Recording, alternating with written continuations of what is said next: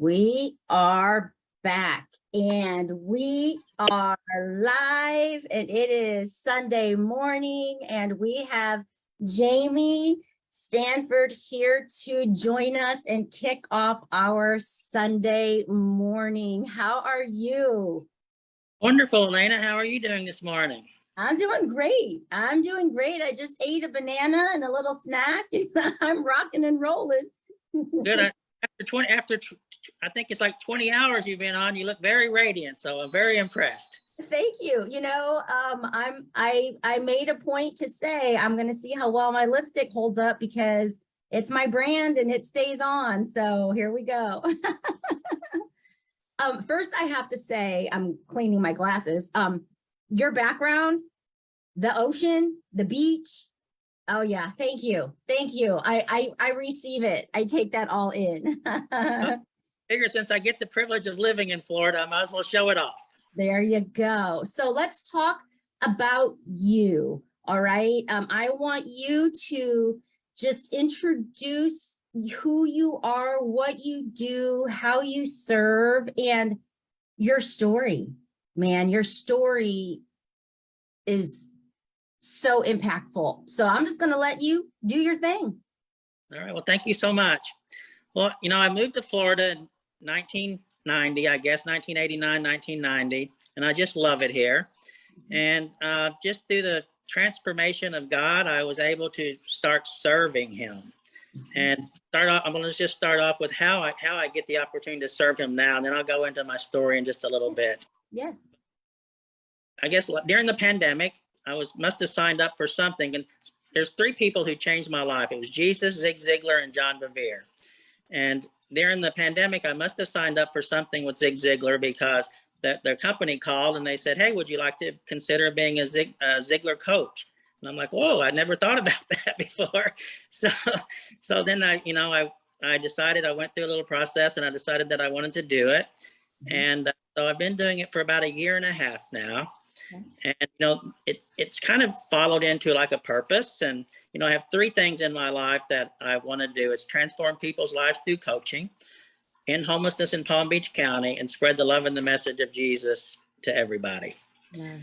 And so then, you know, once I get started with the coaching, my main purpose of that is to really to give people a self-image and to really believe in themselves so that they can do more and think than they've ever thought possible. And, you know, one of the things that makes, you know, advancing possible is through the habits that you do every day. And, you know, the one thing that I've found, Elena, in as far as habits go, so many times, especially when you're trying to do a new habit, you know, people will say, get up and just do it. You know, no matter what happens, just get up and do it. And so 99% really of all habits are inflexible, right? When you first get started, it's just a matter of, you know, you just try to push through it and you try to push through. And I just found that really, you know, for me, it made me fail so many times because I would get up and I'd say, okay, for the next 30 days, I'm going to do this. And then something would come up in the day, you know, like I'd have a 2-hour goal for marketing, for instance, and something would come up in the day and I would not be able to finish it unless I stayed up till 2 o'clock in the morning and get up at 5 o'clock in the morning. And, you know, if you do that a couple of days in a row, then you're like, I'm just not going to do it anymore. Right. Or you say, oh, I missed 2 days. And after a month or 6 weeks, I would say, look, I'm just not going to do it anymore. So I have a book by Stephen Guys called Elastic Habits. And it really is just like a life-changing thing. So my whole strategy now is to teach people to have consistent habits using a flexible habit system that instills confidence and leads to a life of joy and fulfillment. And just so you know that, you know, like if I have a marketing goal, like I said, and if you have a mini habit, a plus habit, and an elite habit or elite goal for the day. And then you can pick 3 different ways that you want to accomplish that. So you have 9 different ways that you can win on that day. And so if it's on a Wednesday, for instance, and I have an elite habit scheduled for marketing, and typically I will do something like, you know, one of the goals would be to do 27 direct messages to potential clients. And that usually takes about 2 hours. But if something comes up during the day and I'm not able to do that, then at 2 o'clock when I have it scheduled, and it comes 11 and I'm finishing my day, I have two choices. One, I can go dig through it and like a typical inflexible habit does, or I can say, look, I already have scheduled an alternative for that, which is another mini habit. So then I will do one post on Facebook and LinkedIn. Well, what happens is I don't go to bed thinking, oh, Jamie, you failed today, right? This is not something that you had planned on doing, but I failed today, and I wake up in the morning and maybe I feel bad about myself. I feel shame and guilt. But if I already have another thing, a flexible habit done, I can say, all right, I showed up. I set a post on Facebook. I've set a post on LinkedIn. So I win, right? And you can do that over and over. And, eventually you're going to, there are going to be days when you have a mini habit scheduled and you do a plus habit. So it really becomes sustainable in your life, and really it builds confidence because every day that you win. And so I just found that, because I read, when studying habits, I read a lot of different books and things, but I just felt that this was the most life-changing habit system. So I really want to get that out to people. Yes, because I do believe setting yourself up for that success is key, but we struggle to find the things that actually work well for us. We try to always do these things that we think are in the way that it has to be, instead of like having that flexibility, that elastic, like you're saying. So that's amazing. That's amazing. How did it start changing your life when you started practicing this yourself? Like, did you notice the difference like right away, or did it take some time? Well, I remember how many times that I failed trying to do the inflexible way. Right? Yeah. I mean, I'm 62 years old, and I've had two other businesses besides, my coaching business now. And, I would just get so discouraged sometimes, Elena, when I would wake up and I had all this great day going. And then, it's easy when you have your own business for things to kind of go off track a little bit. Mm-hmm. Once I read this book, it was like a light bulb went off. And I'm like, wow, this is what I want to do. And it did really change my life immediately, because once you figure out what are the three habits you want to do, mini, plus, and elite, you get that chance. And if you'll just not push yourself, right, just accept that, hey, today when I'm going to do a mini habit today.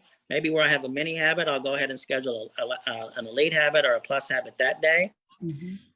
And your whole life just changes. And again, I think that guilt and shame of not accomplishing your goal for that day just kind of disappears. Yes. And I love the fact that it's just removing the guilt and shame. I mean, this should be something we enjoy doing instead of carrying all of that. But you nailed it, because we do that. We don't get done what we thought we wanted, and it's like we do beat ourselves up. Exactly. Right. Wow, that's awesome. Yeah, and I think the one thing that so many people do beat themselves up, because there's a statistic that 85% of Americans have a self-image problem. Look at 85%. That's a huge amount of people, and a lot of times if you don't think you deserve something, right, you'll do things that will keep you from getting them. So what happens is you'll set these big goals, and then you won't get them, and then you also have people around you saying, oh, I told you weren't going to do that. You shouldn't have ever started that business. You didn't have the funding. You didn't want to have whatever. And you don't live the life that God gave you. Yes. And that becomes shame, right? Yes. I mean, God has set you here for a purpose. And if you let society and yourself realize that you don't accomplish that purpose, then you just feel bad. And I think that the one thing that people don't deserve in their life is to go through and feel bad about themselves, of not living up to not only an expectation maybe that's too high for them to set at that particular moment with the skill level that they have, but that people will kind of pile on you as well. And it just is so discouraging. Yes. Well, that is wonderful that's the work that you're doing, because you are helping people achieve their purpose, their dreams, Wow. But it was kind of a long little journey for me. I grew up in a little small town called Dexter, Missouri, and my mother, she got married got me married and had me when she was 14. She had Okay. she had my sister when she was 15. One of her little jokes was when she found out what was causing it, she quit. But That's funny. Sorry, that just cracked me up.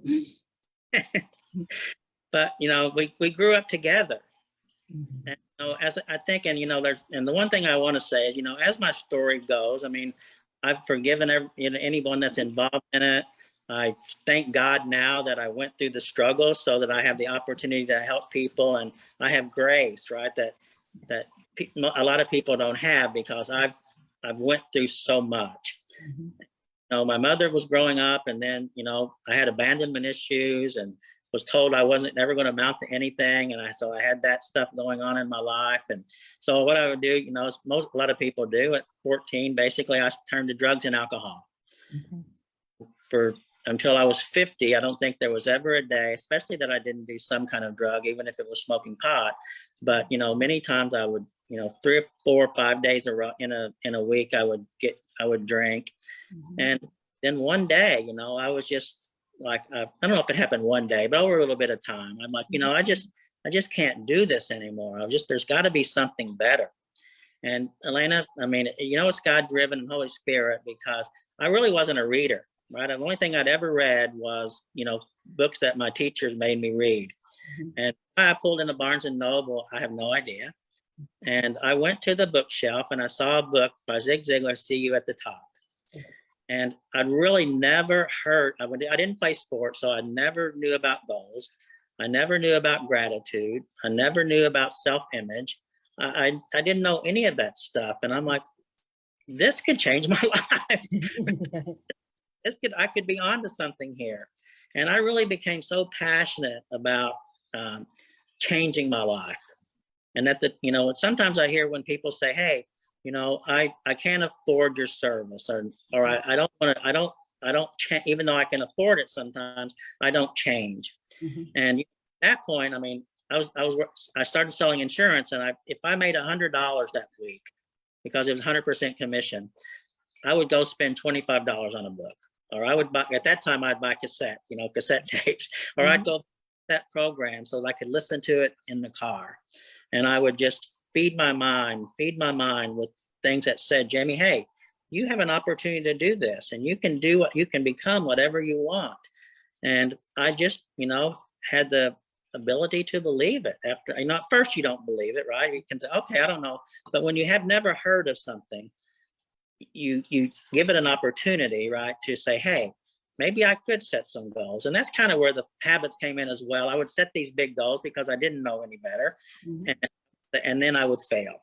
And, Elena, I would say, hey, these guys, there's this self-development stuff is everywhere. All these people are going to these seminars and reading these books and tapes. They must be succeeding, right? Why am I not succeeding? A matter of really starting to believe in myself, to believe that God did have an opportunity for me. And actually, Zig Ziglar was the one that, my grandparents went to church. I went to church with my grandparents. I lived with them for quite a while. And, up until I was about 7, I went to church all the time. And I did get saved, but I didn't get baptized, but I did get saved. And I really believe that God was following me, right? And I was going through the struggles, and I was going through life. And he was waiting for the opportunity for me to come to him and say, hey, I can help you if you'll just allow me to do it. Yes.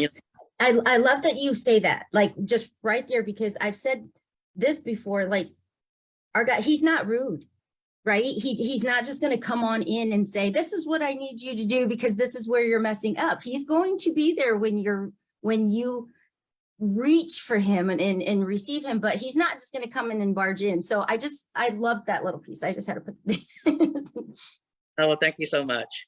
But and once you get started with Jesus, right, it's, the first little bit is everything kind of goes well, right? You go to church, and Zig Ziglar was a person that really believed in Jesus. At the end of his speeches, he had a part of in his contract that said, I get a chance to have people come by and I can talk about Jesus. It was actually written into his contract. So he wanted to really change people's lives. And I know you're a big John Maxwell person, and he does the same thing. After the speaking, he asks people to come back and he will talk about Jesus for them. He's actually a teaching pastor at my church. Oh, okay. Wow, that's amazing. I attended one of his services in Orlando, Florida. It was like, yeah. So you're making me excited. Okay, go ahead. Finish. You keep going. I'm not supposed to be doing all the talking here. No. Happy that that we're getting to interact. Mm-hmm. But as you grow, right? If you just go to church every Sunday and you don't do anything, well, the enemy doesn't have any concern with you, right? So he'll just leave you alone. But as you grow in your faith and you start to do things like, helping the homeless, right? That's one of my passions. And, spreading the love and the message of Jesus is one of my passions. And so he will give you opportunities. And obviously, the enemy says, no, I don't really want you to do that. So he will throw things at you, right? Even though you already have the victory, right? Because of Jesus, he will try to convince you again that you don't have what it takes to succeed. And when you're someone like me that really had kind of been told that a lot of their life anyway, at times you'll believe it. And so, sometimes, some days I can fight depression and think, do I really believe that I can do this? But through affirmations and through self-talk and reading the Bible and prayer, you realize that you can do it, right? All things are possible through Jesus. And, so I just really believe that I have a calling now to help people, and who would have thought a little guy in a town from 6,000 people in Missouri could move to Florida and have a dream of ending homelessness in Palm Beach County in Florida. That can only happen to God. That's amazing. Wow. Wow. So how do you, how do you work with people now? Like, how do they reach you, or is it more through church, or is it through coaching, or how does that look for you? Well, I have an opportunity to do a lot with church people, right? Because the church I have is a mega church and we have a lot of people there. And I volunteer there later on today, I'll go attend the service and volunteer at 2 services. And so I have a lot of opportunity to work with church people. But, God has a calling on me, not only to help church people, but help other people, believe. A lot of times I will tell people, look, I try to get you to a desired outcome, but will you get to the joy and fulfillment if you don't believe in Jesus, right? Mm-hmm. I'm not sure that there are principles in the Bible that all the motivational people talk, they go through, and so they're consistent with that. But, it's like, if you get to this point, that money's not going to make you happy. That, a good relationship, a good family relationship can make you happy, but it's not going to be that fulfillment that Jesus brings you. So I really try to talk about my life and how Jesus changed my life. And I'm living a life, Elena, that I never dreamed that I could do. Yeah. Also the fact that, when you get into trouble, right, if you believe in it and you keep believing that God is going to help you, he will just show up in such amazing ways, right? So now I have a story that says, look, he showed up here, he showed up here, he showed up here. And for you not to be able to, just look outside, right? There's not any way that could just happen, right? And the one thing Napoleon Hill, in his Think and Grow Rich is like, it's a system, right? Everything is a system. And so you just can't create a system out of nowhere.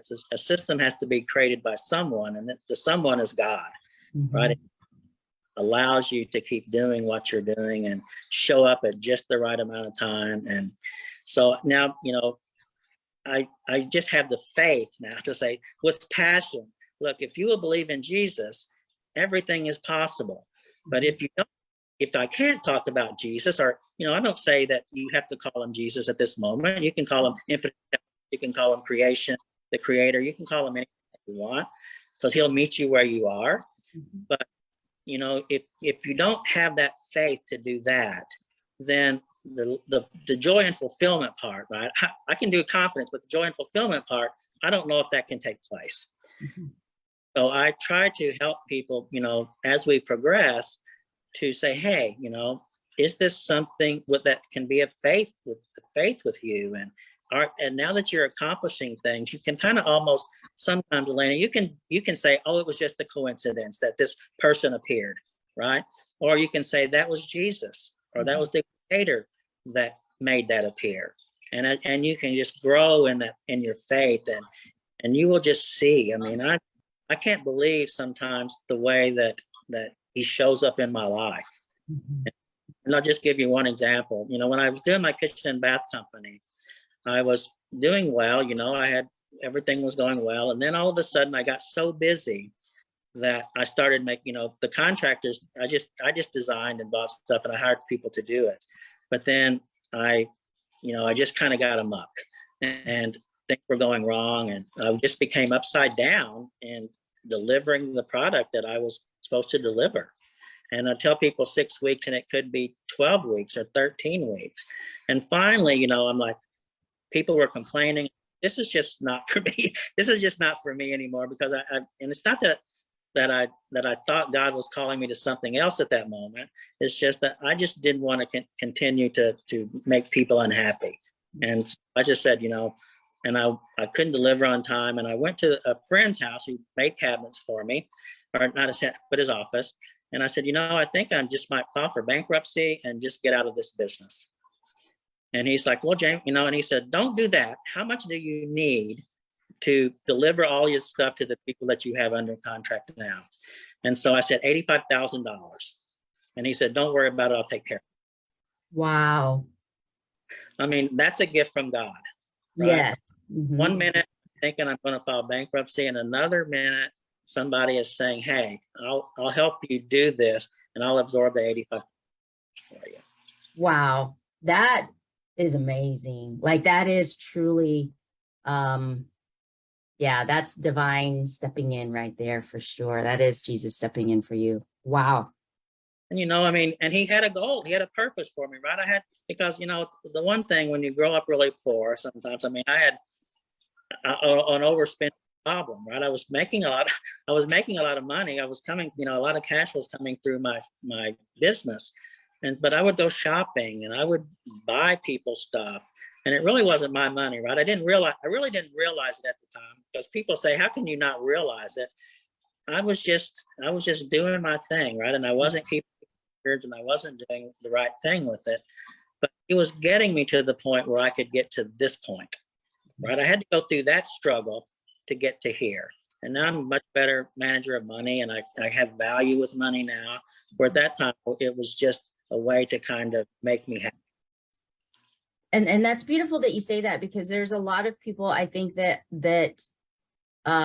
we talked about financial planning and finances earlier yesterday. And yeah, these things aren't really taught. You don't really talk about it. You're just kind of assumed you already know, like, and sometimes it's just intimidating.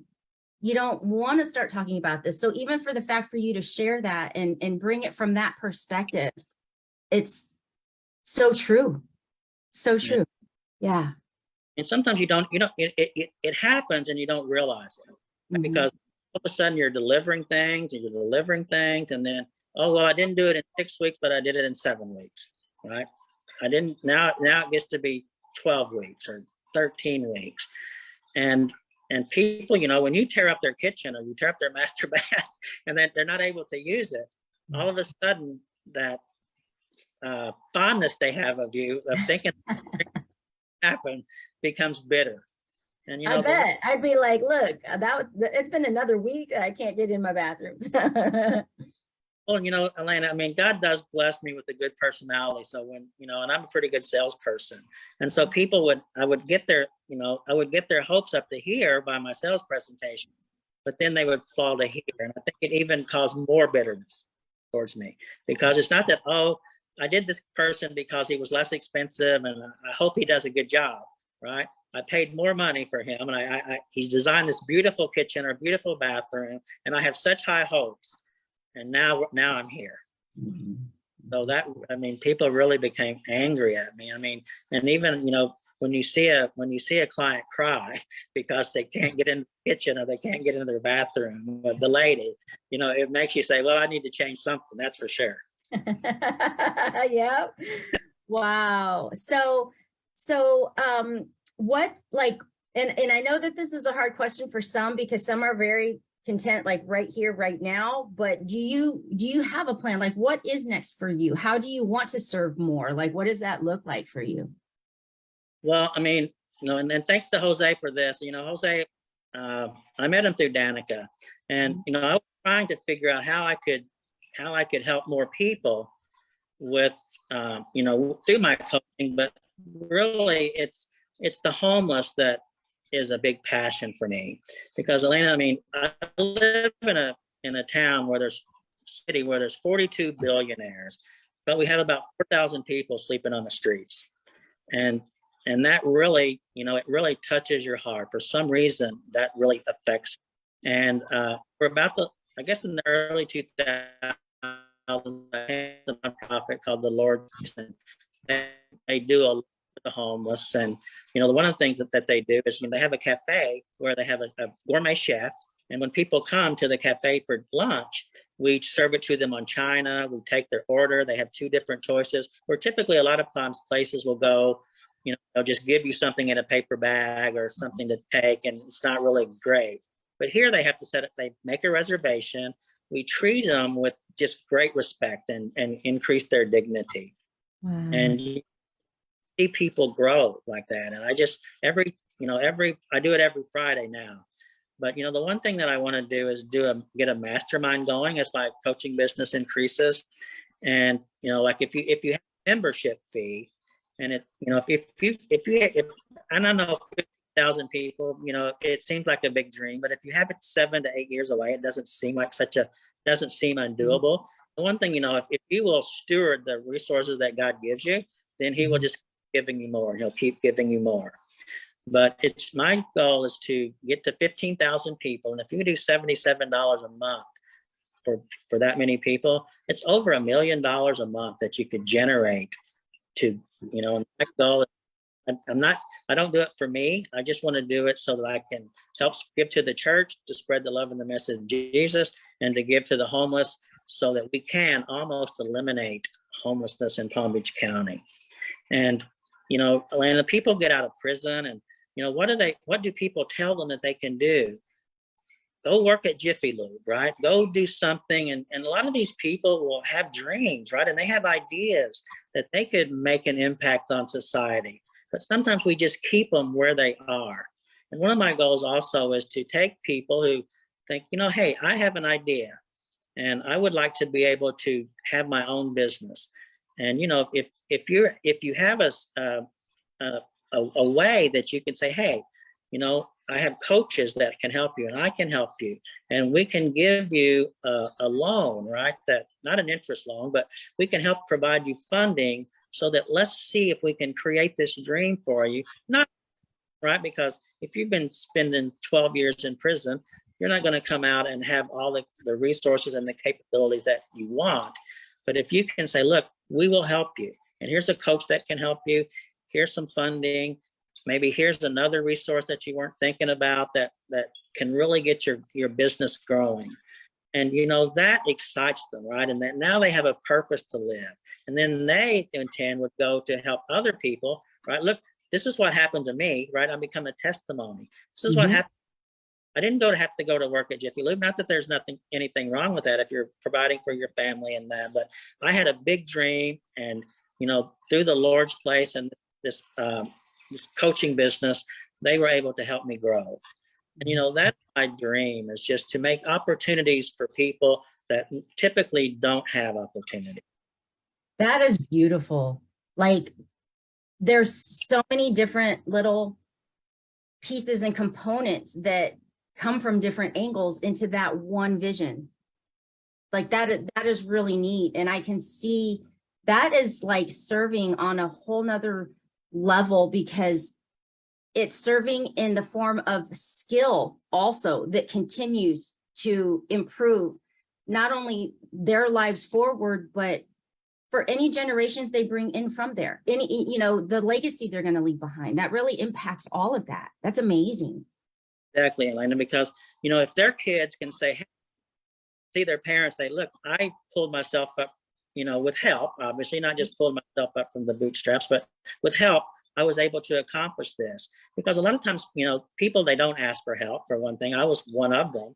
You know, I didn't ask for help for many years until I, you know, became a part of the church and get in small groups and stuff like that to be able to have help. But, you know, and you can just see that they can, it's the legacy, right? You could end that part of their generational gap by helping them.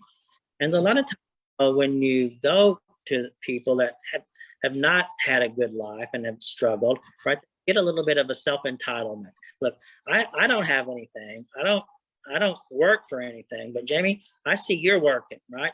You are doing some stuff. So can you give me something, right? Can you give me a phone? Can you give me this? And, you know, you obviously want to help them, right? I mean, if somebody doesn't have any money, right, and they can't get they don't need to do something, then okay, you know, here's a little bit to help you. But if they come back, you know, continuing to come back, then you're really enabling them to be to stay where they are.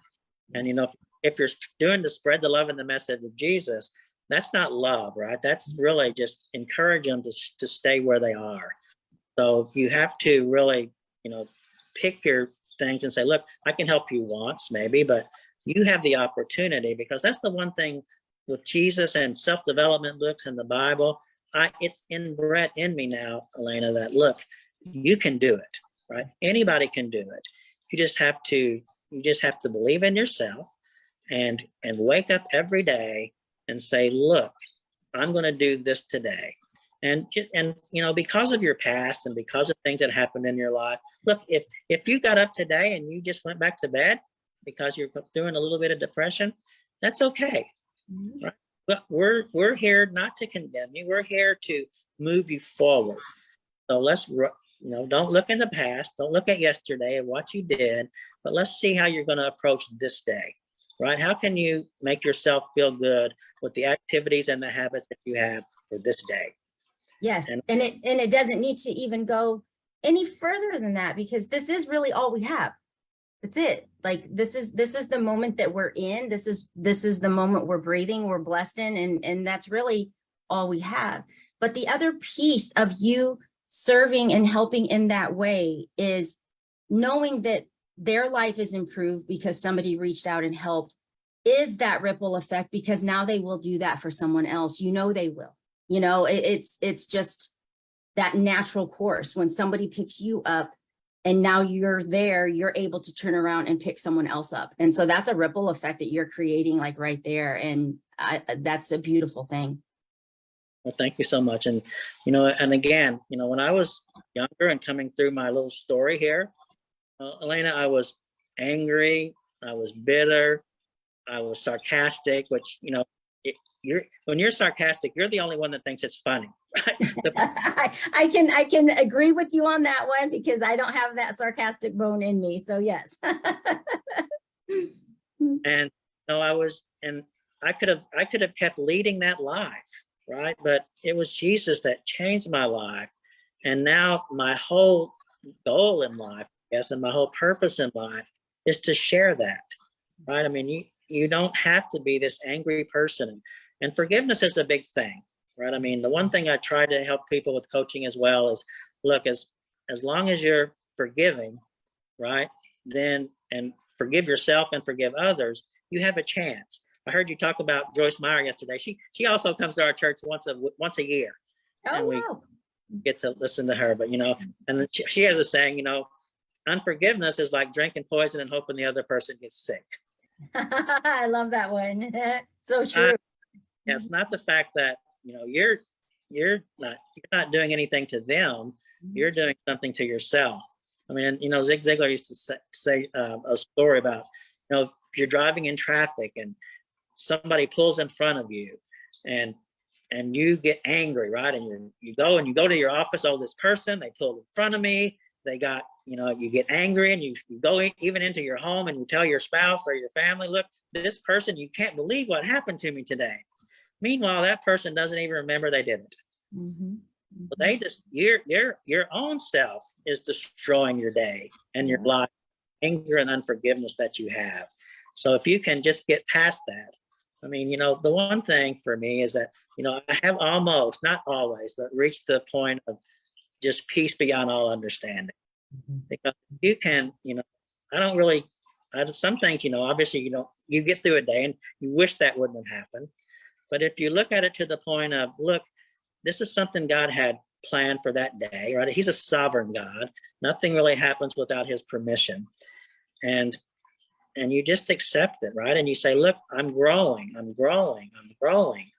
And if you look at every failure, I mean, I heard yesterday you talk about John Maxwell's Fail Forward book. Yeah. I mean, it's a fact that, you don't look at it as something that happened and, oh, shoot, right?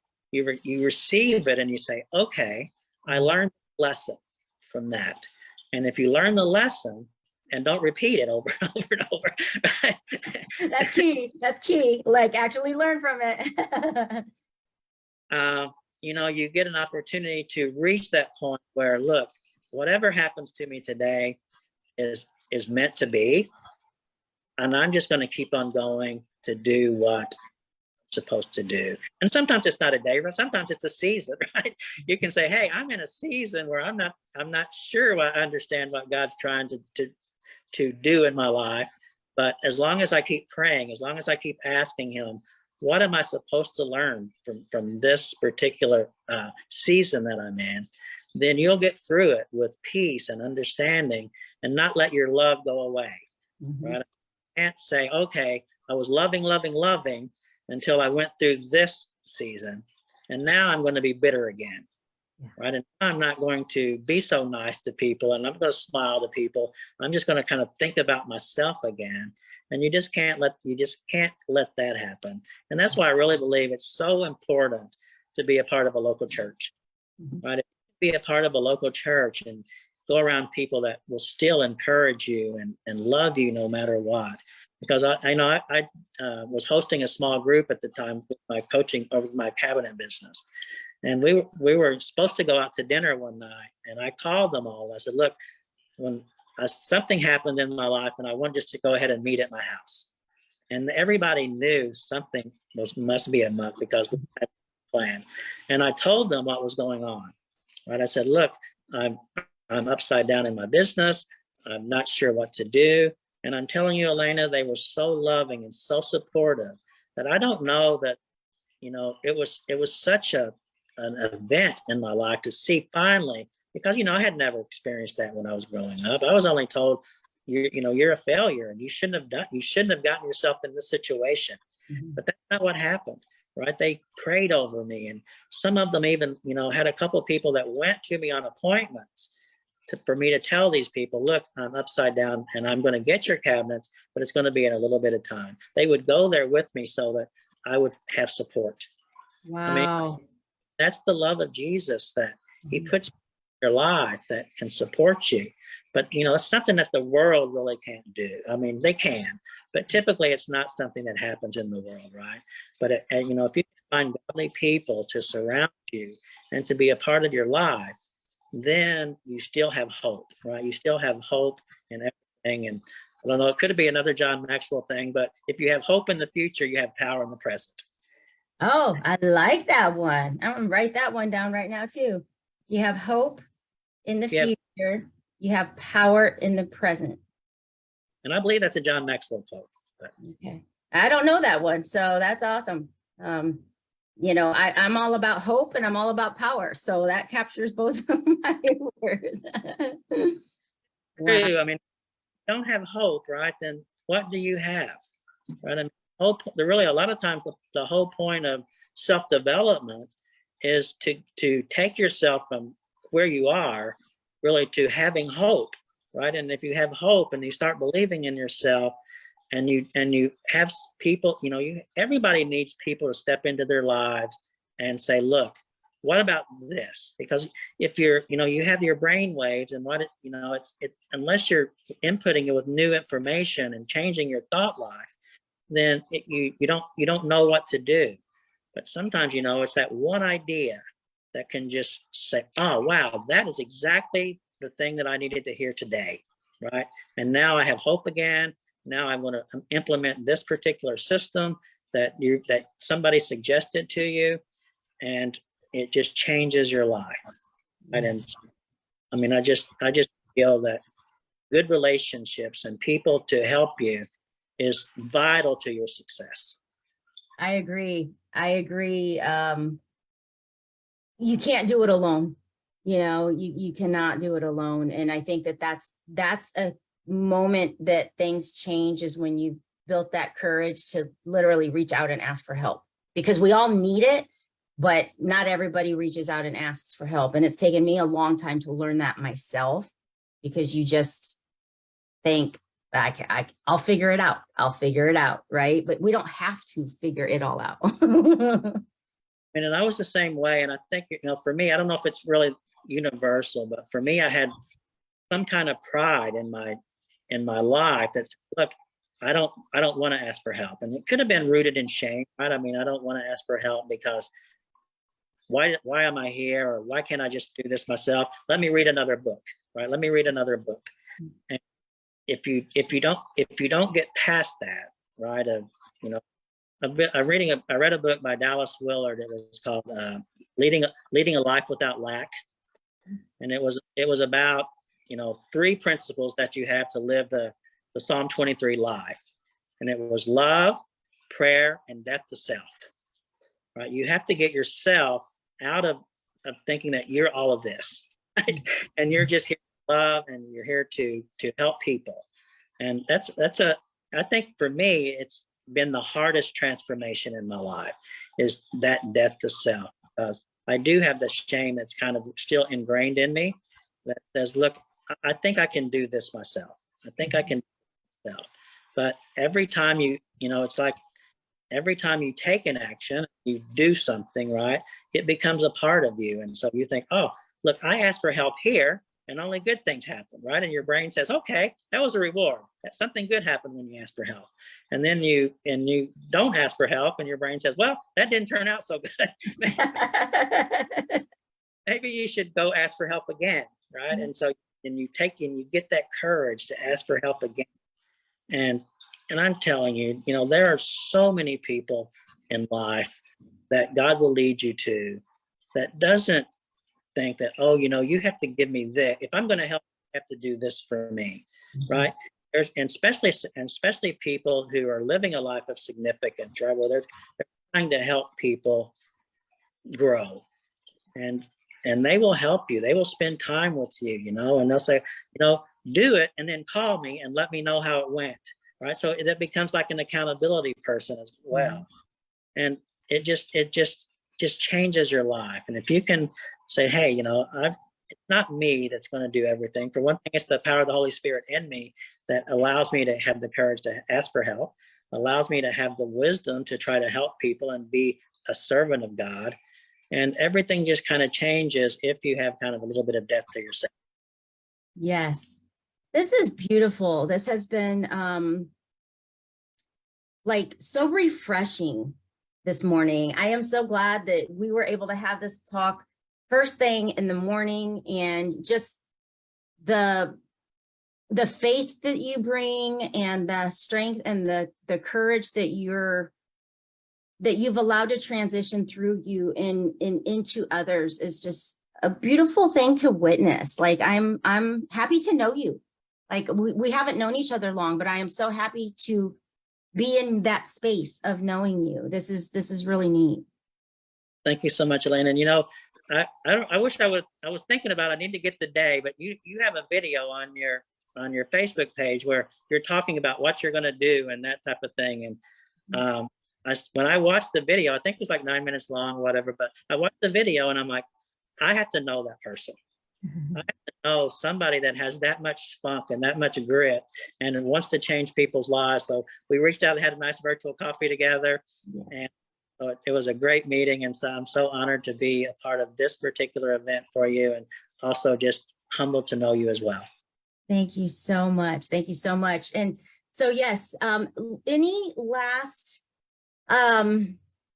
words that you want to leave anyone that maybe feels like they just think that that good stuff is too far away, that they missed their chance, that it's not for them? Is there any last message you want to leave for that person?